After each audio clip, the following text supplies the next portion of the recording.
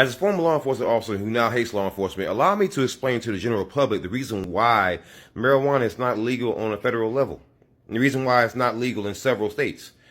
It's not just law enforcement that's trying to keep it like this. Let me give you a quick breakdown how this works. See, I'm gonna give you an example of a story that I've written. See, I'm an actual card-carrying journalist. I wrote a story about a woman named Michael Battle in Florida, and she was an addict to booze, drinking. And the reason why is because her husband was beating her for years. He had beaten almost every woman that he had been with. And I covered this case. I wrote stories about this case. And I interfered in the case that happened in Florida because they were trying to take her kid away from her being a past addict. And I had to explain to that freaking judge and also to the local media there that the reason why she's like this is because this guy's been arrested 40 times for domestic battery.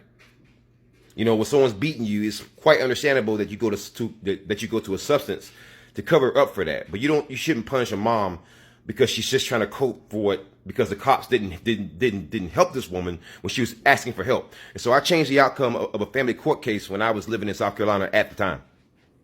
I changed the whole outcome of it.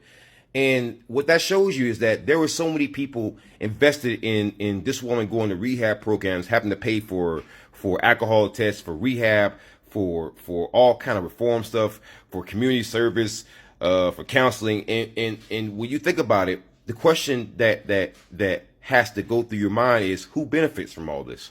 Well, the rehab programs do. The drug testing the drug testing centers do. The courts do, because every time you show up in court, that's court fees.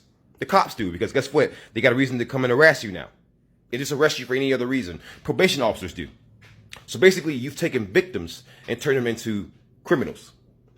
And that's what oftentimes happens with these drug treatment programs that are supposedly designed to help people, but are actually, vultures in disguise.